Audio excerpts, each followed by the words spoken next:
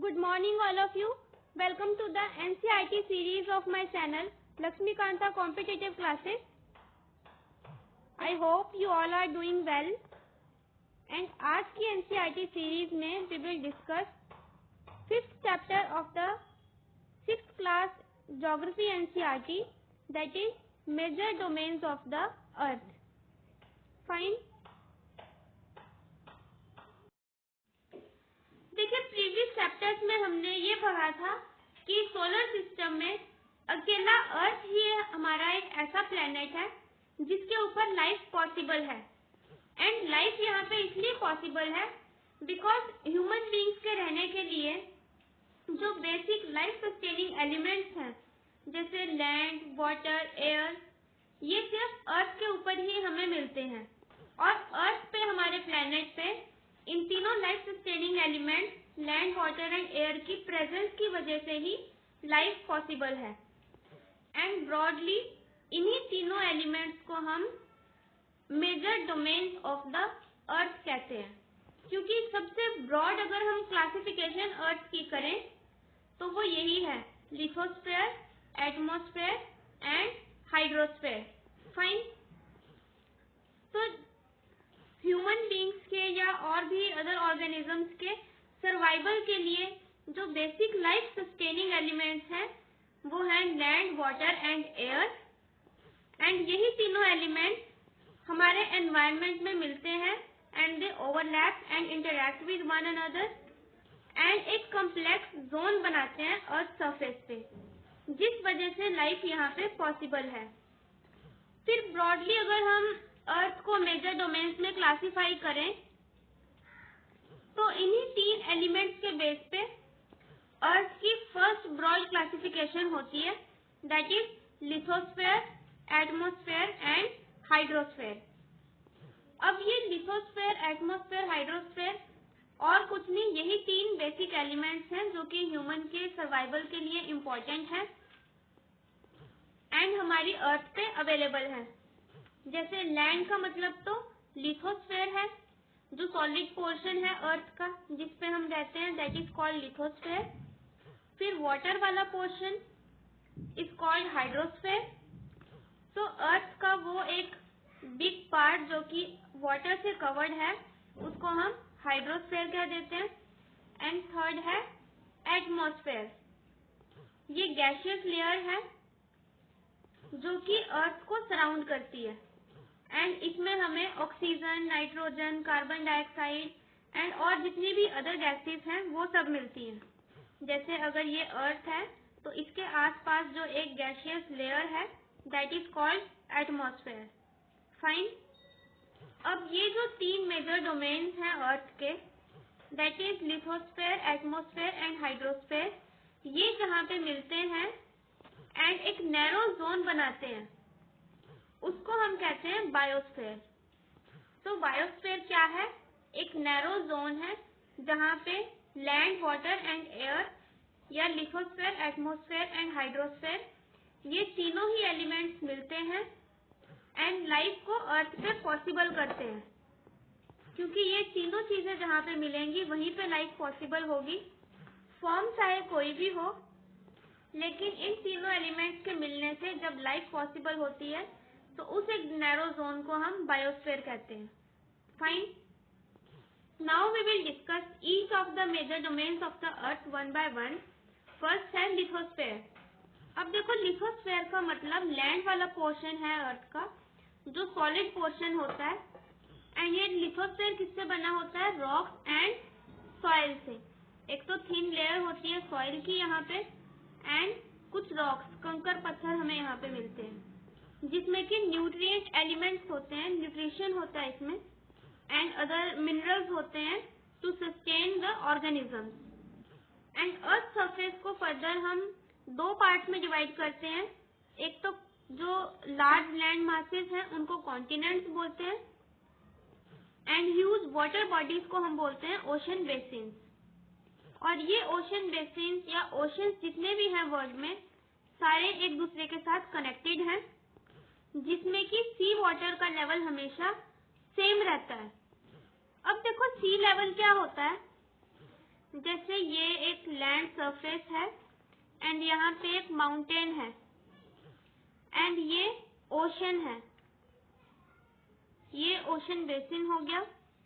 तो यहाँ पे ये जो वाटर का लेवल है ओशन में, that is called sea level, means ये जो अपर पोर्शन है वाटर का। एंड फिर अगर हमें इस माउंटेन की हाइट मेजर करनी है तो ये लैंड से कितना ऊंचा है ये नहीं देखा जाता, बल्कि वाटर से इसकी कितनी हाइट है दैट वी विल मेजर। तो किसी भी फिजिकल फीचर की या जैसे माउंटेन्स या प्लेटोज या किसी भी चीज की अगर हाइट मेजर करनी है अर्थ सरफेस के ऊपर तो वो सी लेवल से की जाती है, और ये सी लेवल हमेशा हर जगह एक जैसा रहता है। फाइन। जैसे माउंट एवरेस्ट जो है हाईएस्ट माउंटेन पीक है वर्ल्ड की एंड इसकी हाइट 8848 मीटर है अबव सी लेवल। तो कोई भी फिजिकल फीचर है सी लेवल से ही उसकी हाइट मेजर की जाती है, चाहे सी लेवल के अबव हो या बिलो। अब माउंट एवरेस्ट तो अबव सी लेवल है 8848 metre and below sea level की अगर बात करें तो सबसे गहरा जो पॉइंट है पूरे वर्ल्ड में वो है मरियाना ट्रेंच एंड ये पैसिफिक ओशन में है। तो इसकी हाइट को हम कहेंगे 11,022 meters below sea level. Fine. Now we will discuss about the first categorization of Earth surface, जिसमें दो हैं continents and ocean. And first continents की अगर बात करें तो 7 major continents हैं हमारी अर्थ के ऊपर, जो कि large water bodies से separated हैं। These are Asia, Europe, Africa, North America, South America, Australia and Antarctica. Now see the locations of continents on the map. ये नॉर्थ अमेरिका कॉन्टिनेंट है, यहाँ पे साउथ अमेरिका, फिर यहाँ Asia, Europe, Africa, Australia and Antarctica. ये 7 continents हैं हमारी अर्थ के ऊपर, जिसमें सबसे बड़ा कॉन्टिनेंट है Asia continent. Now observe it carefully and locate our country India on the map. तो इंडिया कहाँ पे है? एशिया कॉन्टिनेंट में। देन एरिया वाइज जो फिर सेकेंड लार्जेस्ट कॉन्टिनेंट है अफ्रीका, देन नॉर्थ अमेरिका, फिर साउथ अमेरिका, फिर 5th नंबर पे आता है अंटार्कटिका, 6th नंबर पे यूरोप एंड 7th नंबर पे ऑस्ट्रेलिया। फाइन। अब देखो कॉन्टिनेंट्स तो 7 हैं, ओशियंस कितने हैं अर्थ पे? 5 मेजर ओशियंस हैं, जिसमें सबसे बड़ा ओशन है पैसिफिक ओशन। एंड क्योंकि हमारी अर्थ एक स्फीयर है तो ये जो पार्ट है पैसिफिक ओशन का, ये और ये दोनों एक ही हैं, इसलिए ये भी पैसिफिक ओशन है एंड ये भी, क्योंकि इनको पीछे से अगर ज्वाइन कर देंगे तो ये एक ही बन जाएगा। फिर अटलांटिक ओशन सेकंड नंबर पे है, जो कि एस शेप का ओशन है। Then there is Indian Ocean, Arctic Ocean and Southern Ocean. और क्योंकि ये अंटार्कटिका कॉन्टिनेंट के पास में है तो इसको अंटार्कटिक ओशन भी कह देते हैं, लेकिन करेक्ट नेम सदर्न ओशन है। फाइन। अब देखिए एशिया जो है ये लार्जेस्ट कॉन्टिनेंट है हमारे अर्थ का and it covers 1/3 of the total land area of the earth. Earth का टोटल लैंड एरिया का 1/3 पार्ट एशिया से ही कवर होता है and it lies in eastern hemisphere. तो हेमिस्फेरिकली अगर अर्थ को डिवाइड करें तो एशिया कॉन्टिनेंट कहाँ लाई करता है? ईस्टर्न हेमिस्फेयर में, दिस पोर्शन में। ठीक है। एंड नेक्स्ट है कि ट्रॉपिक ऑफ कैंसर इस कॉन्टिनेंट से पास होती है and Asia is separated from Europe by Ural Mountains on the waste.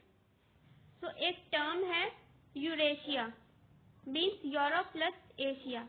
ये जो है कंबाइंड लैंड मास है जिसमें यूरोप और एशिया दोनों कॉन्टिनेंट्स आते हैं एंड ये दोनों कॉन्टिनेंट यूरल माउंटेन से सेपरेट होते हैं। फाइन। नेक्स्ट है यूरोप। यूरोप जो है स्मॉलर है, एशिया से छोटा कॉन्टिनेंट है, जो कि एशिया की वेस्टर्न साइड पे है। आर्कटिक सर्कल इससे पास होता है and it is bounded by water bodies on 3 side. 3 side से पानी से घिरा हुआ है यूरोप, जिस वजह से इसको पेनिनसुला भी कहते हैं।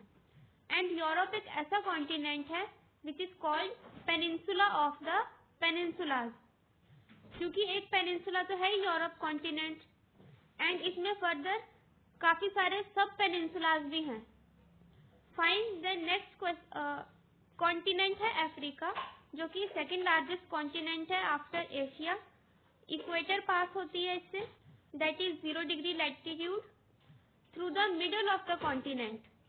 तो क्योंकि इक्वेटर इसके मिडल से पास होती है तो इसको 2 पार्ट में डिवाइड करती है एंड लार्ज पार्ट अफ्रीका का नॉर्दर्न हेमिस्फीयर में लगता है। और ये अकेला ऐसा कॉन्टिनेंट है जिससे इक्वेटर के साथ साथ Tropic of Cancer plus Tropic of Capricorn, ये तीनों ही जो इम्पोर्टेंट लाइंस हैं ये इस कॉन्टिनेंट से पास होती हैं। फिर एक इसमें इम्पोर्टेंट चीज ये है कि सहारा डेजर्ट, जो कि वर्ल्ड का लार्जेस्ट हॉट डेजर्ट है, वो अफ्रीका में लोकेटेड है। एंड ये अफ्रीका कॉन्टिनेंट चारों साइड से हर तरफ से पानी से घिरा हुआ है, मीन्स इसकी हर एक साइड पे ये बाउंडेड है by oceans and seas. One more important thing कि वर्ल्ड की लॉन्गेस्ट जो रिवर है नाइल रिवर, वो भी अफ्रीका कॉन्टिनेंट में ही फ्लो करती है। Then we will discuss about the third largest continent, that is North America. और नॉर्थ अमेरिका साउथ अमेरिका से एक नैरो स्ट्रिप ऑफ लैंड से कनेक्टेड है, that is called isthmus of Panama. You can see in the map, ये जो एक narrow strip है land की, that is isthmus of Panama and ये दोनों continents north America and South America को लिंक करता है। ठीक है, तो ये तो एक नैरो लैंड की स्ट्रिप है। अगर वाटर की एक नैरो स्ट्रिप हो इस तरह से, मीन्स एक नैरो पैसेज हो, तो उसको हम कहते हैं स्ट्रेट। एंड ऐसा ही एक स्ट्रेट इंडिया और श्रीलंका के बीच में है, जिसका नाम है पल्क स्ट्रेट, जो कि एक नैरो वाटर बॉडी है that connects India and Sri Lanka. ठीक है, अब देखो नॉर्थ अमेरिका जो है completely northern and western hemisphere में है एंड 3 साइड से ओशन से सराउंडेड है। ओशंस कौन कौन से हैं? एक तो पैसिफिक ओशन, अटलांटिक ओशन और नॉर्थ में आर्कटिक ओशन। ठीक है, नेक्स्ट है साउथ अमेरिका, ये कम्प्लीटली सदर्न हेमिस्फीयर में है और इसमें जो वर्ल्ड की लॉन्गेस्ट माउंटेन रेंज है जिसका नाम है एंडीज, वो साउथ अमेरिका में है। एंड वर्ल्ड की लार्जेस्ट रिवर भी साउथ अमेरिका में ही फ्लो करती है, जिसका नाम है अमेज़न। फाइन। देन नेक्स्ट है जो सबसे छोटा कॉन्टिनेंट है, दैट इज ऑस्ट्रेलिया। ये कम्प्लीटली सदर्न हेमिस्फीयर में है and it is surrounded on all sides by oceans and seas. तो सभी साइड से ये ओशंस एंड सीज से सराउंडेड है, that is why it is also called an island continent, क्योंकि पानी में जो वाटर बॉडीज होती हैं छोटी छोटी, उनको क्या कहते हैं? आइलैंड। एंड ये एक कॉन्टिनेंट है जो कि चारों तरफ से ही पानी में है, लेकिन इसका साइज बड़ा है आइलैंड से, तो इसको आइलैंड कॉन्टिनेंट कहते हैं। ठीक है, एंड नेक्स्ट जो हमारा एक कॉन्टिनेंट रह गया, दैट इज अंटार्कटिका।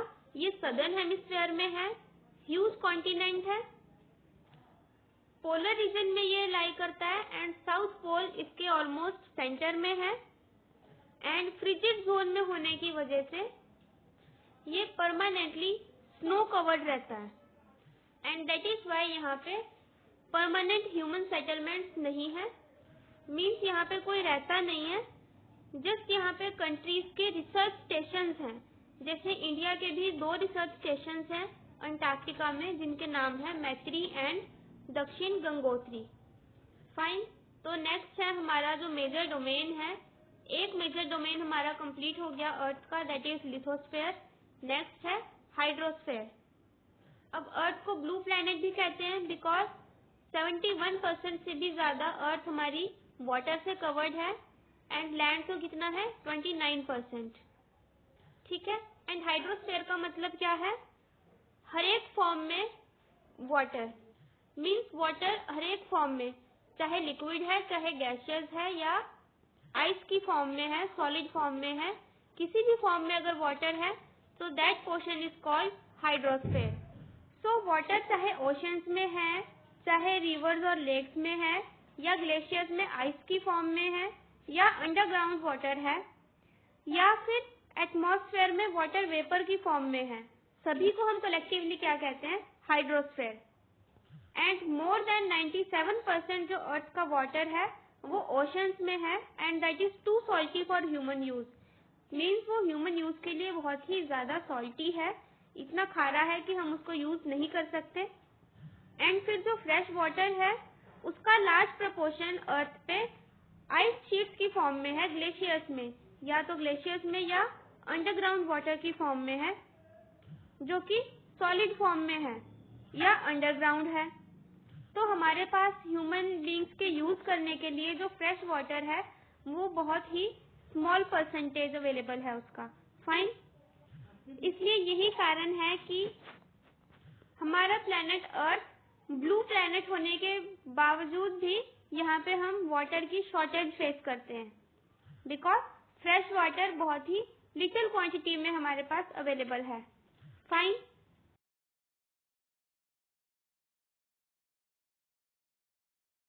क्योंकि ज्यादातर जो वाटर है वो कहाँ पे है? ओशंस में, and that is too salty. So oceans are major part of hydrosphere and they all are interconnected. सारे ही ओशंस इंटरकनेक्टेड हैं एक दूसरे के साथ। और ये ओशन वाटर जो होता है हमेशा ही मूविंग होता है। एंड तीन जो चीफ मूवमेंट्स हैं ओशन वाटर की, these are waves, tide and ocean currents. ठीक है। तो इन तीन तरह से मूवमेंट होती है ओशंस में, वेव, टाइड और ओशियन करंट्स। और 5 मेजर ओशंस की अगर बात करें तो we have discussed in the map also कि पैसिफिक ओशन सबसे बड़ा ओशन है, फिर Atlantic Ocean, then Indian Ocean, फिर Southern Ocean and Arctic Ocean. ये 5 मेजर ओशंस हैं। पैसिफिक ओशन लार्जेस्ट ओशन है। It is spread over 1/3 of the earth. Mariana Trench जो कि डीपेस्ट पॉइंट है अर्थ का, वो पैसिफिक ओशन में है and it is almost circular in shape. फिर Asia, Australia, North and South America जो हैं पैसिफिक ओशन से सराउंडेड हैं। एंड फिर इसके बाद सेकेंड लार्जेस्ट जो ओशन है that is Atlantic Ocean. S shape का ये ओशन है and it is flanked by North and South America on the western side, Europe and Africa on the eastern side. ठीक है। कि इसके वेस्टर्न साइड पे तो नॉर्थ एंड साउथ अमेरिकाज हैं एंड ईस्टर्न साइड पे यूरोप एंड अफ्रीका। और इसकी जो कोस्ट लाइन है अटलांटिक ओशन की वो इंडेंटेड है, मीन्स इरेगुलर है, जो कि एक आइडियल लोकेशन प्रोवाइड करती है नेचुरल हार्बर्स एंड पोर्ट्स के लिए। फाइन। तो कॉमर्स के पॉइंट ऑफ व्यू से बिजिएस्ट ओशन कौन सा है? Atlantic ocean. फिर थर्ड नंबर पे हमारा इंडियन ओशन है। ये एक अकेला ऐसा ओशन है जो कि किसी कंट्री के नाम पे है एंड कंट्री भी इंडिया के नाम पे है। ठीक है। तो वर्ल्ड में और कोई ओशन किसी कंट्री के नाम पे नहीं है, सिर्फ इंडियन ओशन है जो कि इंडिया के नाम पे जिसका नेम है। शेप इसकी ऑलमोस्ट ट्रायंगुलर है। नॉर्थ में it is bounded by Asia and in the west by Africa, east से ऑस्ट्रेलिया से। फिर सदर्न ओशन जो है वो अंटार्कटिका कॉन्टिनेंट को सराउंड करता है सदर्न हेमिस्फेयर में।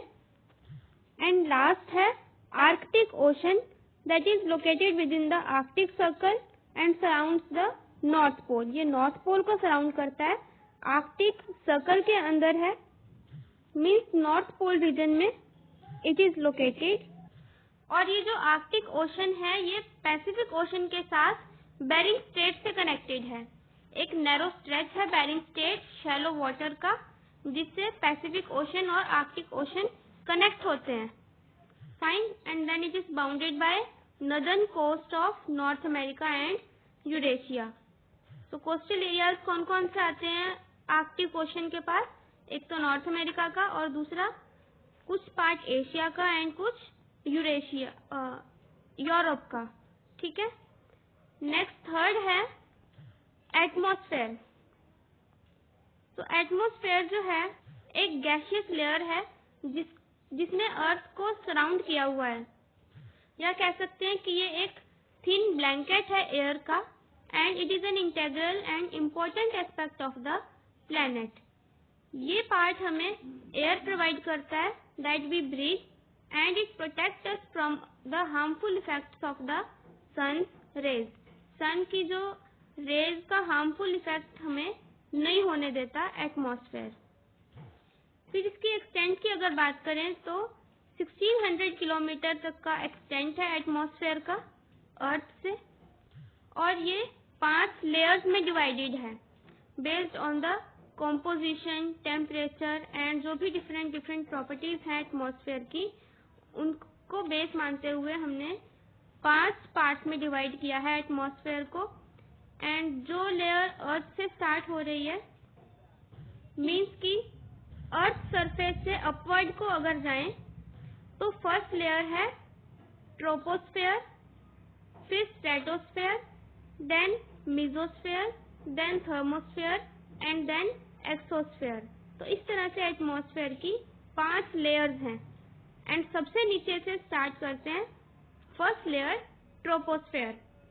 You can see in the diagram ये 5 लेयर्स हैं एटमॉस्फेयर की, जिसकी टोटल हाइट है 1600 किलोमीटर। फिर अगर कॉम्पोजिशन की बात करें तो मेनली नाइट्रोजन एंड ऑक्सीजन है, जो कि 99% बनाते हैं हमारी क्लीन ड्राई एयर का, जिसमें नाइट्रोजन की कॉम्पोजिशन 78% है एंड ऑक्सीजन की 21%। फिर जितनी भी गैसेस हैं वो सारी कलेक्टिवली 1% बनाती हैं, जैसे कार्बन डाइऑक्साइड, आर्गन, हीलियम। तो इन सबको कलेक्टिवली 1% वॉल्यूम है। फाइन। देन ऑक्सीजन जो गैस है ये ह्यूमन बींग्स के सर्वाइवल के लिए बहुत इंपॉर्टेंट है because we breathe through oxygen, जबकि नाइट्रोजन जो है ये लिविंग ऑर्गेनिजम्स की ग्रोथ के लिए हेल्पफुल होती है। फिर कार्बन डाइऑक्साइड ये भी इम्पोर्टेंट है, बेशक माइन्यूट अमाउंट में ये प्रेजेंट है हमारे एटमॉस्फेयर में, लेकिन इम्पोर्टेंट है बिकॉज ये अर्थ से जो हीट रेडिएट होती है उसको एब्जॉर्ब कर लेती है एंड हमारे प्लेनेट को वार्म रखने का काम करती है।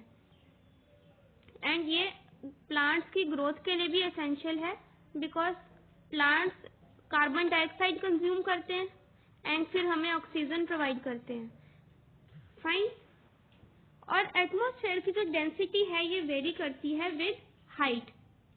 मीन्स जैसे जैसे हाइट में चेंज आएगा एटमॉस्फेयर की डेंसिटी में भी, घनत्व में भी चेंज आएगा। एंड मैक्सिमम कहाँ पे होती है? सी लेवल पे। मीन्स ट्रोपोस्फेयर में जो भी सबसे नीचे वाला पार्ट है एटमॉस्फेयर का, जो कि सी लेवल के ऊपर आता है, यहाँ पे सबसे ज्यादा डेंसिटी होगी एंड फिर ये डिक्रीज करती जाएगी अपवर्ड।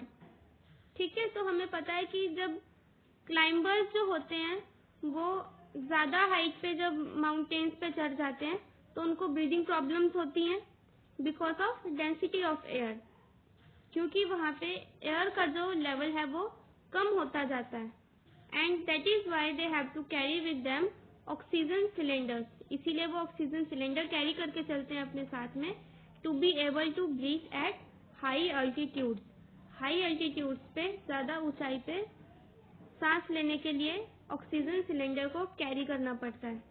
एंड जैसे डेंसिटी डिक्रीज होती है अपवर्ड, मीन्स ट्रोपोस्फेयर पे डेंसिटी ज्यादा है, फिर स्ट्रेटोस्फेयर में उससे कम, मेसोस्फेयर में उससे कम, तो ये कम होती जाएगी ऊपर तक। ऐसे ही टेम्परेचर भी अपवर्ड डिक्रीज होता है। ठीक है। एंड एटमॉस्फेयर जो है ये एक प्रेशर भी एक्सर्ट करता है अर्थ के ऊपर, जो कि वेरी करता है फ्रॉम प्लेस टू प्लेस। कुछ एरियाज पे हाई प्रेशर होता है एंड कुछ एरियाज में लो प्रेशर। एंड एयर की जो मूवमेंट है वो प्रेशर पे ही डिपेंड करती है बिकॉज एयर हमेशा हाई प्रेशर से लो प्रेशर की तरफ मूव करती है। एंड मूविंग एयर को हम क्या कहते हैं? विंड। फाइन। नेक्स्ट टॉपिक है हमारा the domain of life, that is biosphere. तो अभी हमने जितने भी ये 3 एलिमेंट्स पढ़े हैं, लैंड, वाटर एंड एयर, या लिथोस्फीयर, हाइड्रोस्फीयर एंड एटमॉस्फेयर, ये जो तीनों एलिमेंट्स हैं ये हमारे अर्थ के एनवायरनमेंट में मीट करते हैं, ओवरलैप करते हैं, इंटरेक्ट करते हैं एक दूसरे के साथ, एंड एक नैरो जोन वहां पे क्रिएट होता है, दैट इज कॉल्ड बायोस्फीयर। तो ये बायोस्फीयर ही है जो कि एक लाइफ सस्टेनिंग जोन है। एंड इसी बायोस्फीयर की वजह से हमारा प्लेनेट अर्थ एक यूनिक प्लेनेट है, बिकॉज यहाँ पे लाइफ एग्जिस्ट करती है। ठीक है, तो जैसे यहाँ पे लिथोस्फीयर भी है, एटमॉस्फेयर भी है एंड हाइड्रोस्फीयर भी है अर्थ के ऊपर। ये तीनों चीजें हैं एंड तीनों ये जब मिलती हैं तो लाइफ क्रिएट होती है। बिकॉज लिथोस्फीयर पे मीन्स लैंड पे, वाटर एंड एटमॉस्फेयर, इन दोनों के साथ कॉम्बिनेशन में लिथोस्फीयर के ऊपर प्लांट्स ग्रो करेंगे, एनिमल्स होंगे, तो इस तरह क्या होता है, एक लाइफ पॉसिबल होती है। एंड ये तीनों ही एलिमेंट्स अर्थ के ऊपर हैं, इसीलिए यहाँ पे लाइफ है। फाइन। और सिर्फ ह्यूमन बीइंग्स ही नहीं, छोटे माइक्रोब्स एंड बैक्टीरिया से लेके ह्यूज मैमल्स तक यहाँ पे रहते हैं। And all the living organisms including human beings are linked to each other and to the biosphere for survival. फिर बायोस्फीयर की भी अगर ब्रॉड क्लासिफिकेशन करें तो 2 मेजर कैटेगरीज में डिवाइड होता है, प्लांट किंगडम और एनिमल किंगडम में। तो 3 जो मेजर डोमेन्स हैं अर्थ के, एक दूसरे के साथ इंटरेक्ट करते हैं and they affect each other in some way or the other. किसी न किसी वे में इंटरेक्शन में हर एक डोमेन दूसरे डोमेन से अफेक्ट होता है। For example, cutting of forest for fulfilling our needs of wood. अगर हम फॉरेस्ट कट करते हैं अपनी वुड की रिक्वायरमेंट को फुलफिल करने के लिए, या एग्रीकल्चर के लिए अगर लैंड क्लियर करें, तो उससे क्या होगा, सॉइल की फास्ट रिमूवल होती है स्लोप्स के ऊपर से। तो एक चीज से दूसरी चीज भी अफेक्ट होती है, चाहे बैड वे में हो या गुड वे में। एंड सिमिलरली, जैसे अगर कुछ नेचुरल कैलेमिटीज आ जाती हैं, फॉर एग्जाम्पल अर्थक्वेक, तो अर्थ के सरफेस में भी चेंजेस आ जाते हैं। जैसे कुछ पार्ट कई बार सबमर्ज हो जाता है लैंड का, जैसा कि रिसेंट सुनामी में भी हुआ था, parts of Andaman and Nicobar islands were submerged under water. ठीक है, एंड वाटर का जो वेस्ट मटेरियल जो डिस्चार्ज हम कर देते हैं वाटर में, लेक्स में, रिवर्स में, तो उससे क्या होता है, वाटर हमारे लिए ह्यूमन यूज के लिए ही अनसुटेबल हो जाता है, जिससे अदर फॉर्म्स ऑफ लाइफ भी डैमेज होती हैं। फिर ऐसे ही इंडस्ट्रीज से जो एमिशंस निकलते हैं, thermal power plants and vehicles से, वो क्या करते हैं, एयर को पोल्यूट करते हैं, है ना। तो कार्बन डाइऑक्साइड बेशक इम्पोर्टेंट गैस है हमारे अर्थ के ऊपर, हमारे अर्थ के एटमॉस्फेयर में, लेकिन ये अर्थ का टेम्परेचर इंक्रीज करती है। अब कुछ क्वांटिटी तो कार्बन डाइऑक्साइड की इम्पोर्टेंट है अर्थ का टेम्परेचर मेंटेन करने के लिए, लेकिन इंडस्ट्रीज से जो एमिशंस निकलते हैं उससे कार्बन डाइऑक्साइड का कंटेंट हमारी अर्थ के एटमॉस्फेयर में इंक्रीज होता है। एंड इस इंक्रीज से क्या होता है, ग्लोबल टेम्परेचर में इंक्रीज हो रहा है। This is termed as global warming. तो ग्लोबल लेवल पे जो टेम्परेचर में इंक्रीज हो रहा है पोल्यूशन के कारण, उसको ग्लोबल वार्मिंग कहते हैं। एंड ये कार्बन डाइऑक्साइड का हमारे एटमॉस्फेयर में कंसंट्रेशन बढ़ने की वजह से हो रहा है। So that is why there is a need to limit the use of resources of the earth to maintain the balance of nature between the domains of the lithosphere, atmosphere and hydrosphere. Fine. So now the chapter is done. अब question answer देख लेते हैं। First question है, what are the 4 major domains of the earth? 4 major domains कौन कौन से हैं earth के? फर्स्ट है लिथोस्फेयर,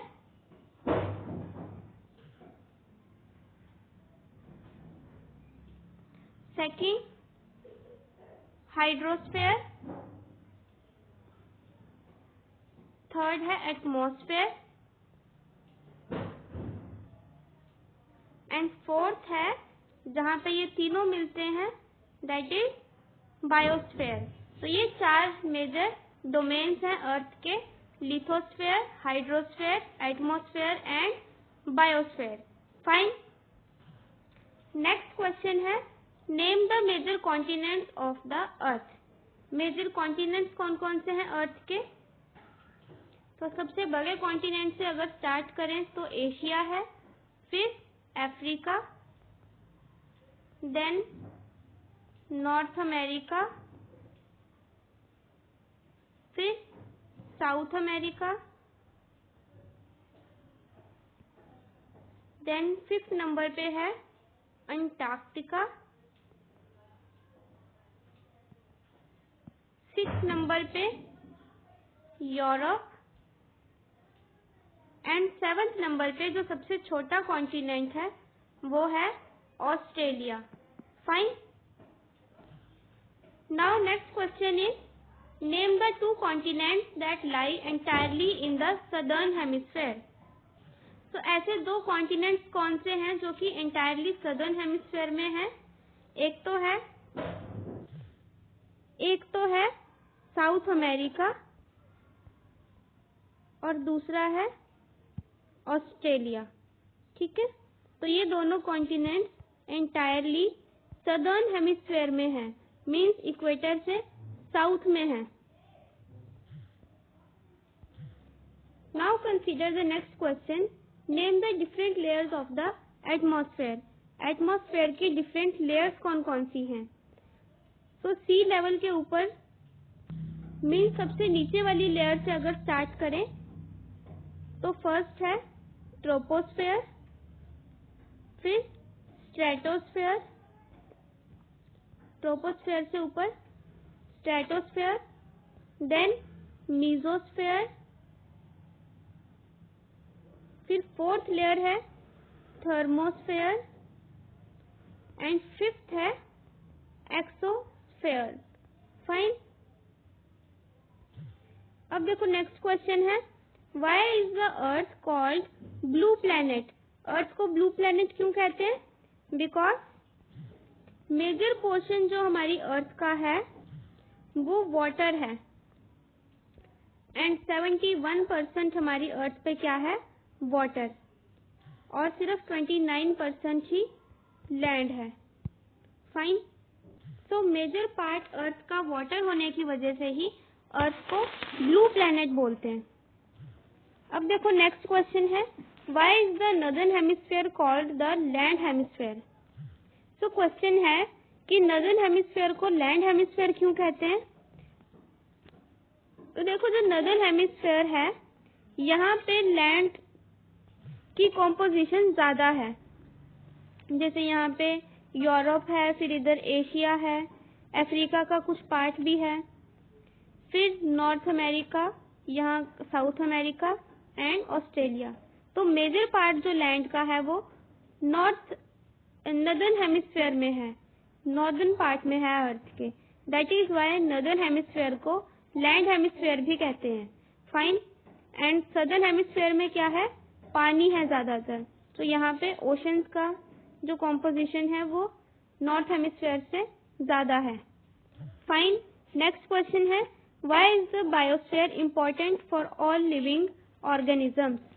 तो बायोस्फीयर इम्पोर्टेंट क्यों है लिविंग ऑर्गेनिजम्स के लिए? बिकॉज यही वो जोन है जहाँ पे लाइफ पॉसिबल है। बायोस्फीयर में ही सभी जो मेजर डोमेन्स हैं अर्थ के वो इंटरेक्ट करते हैं, दे overlap and interact with each other, और अर्थ को लिवेबल बनाते हैं for all the living organisms. ठीक है, नेक्स्ट है tick the correct answers. So we will do tick the correct answers quickly. First है the mountain range that separates Europe from Asia is, Europe और Asia को जो mountain ranges separate करते हैं वो कौन से हैं? Ural mountains.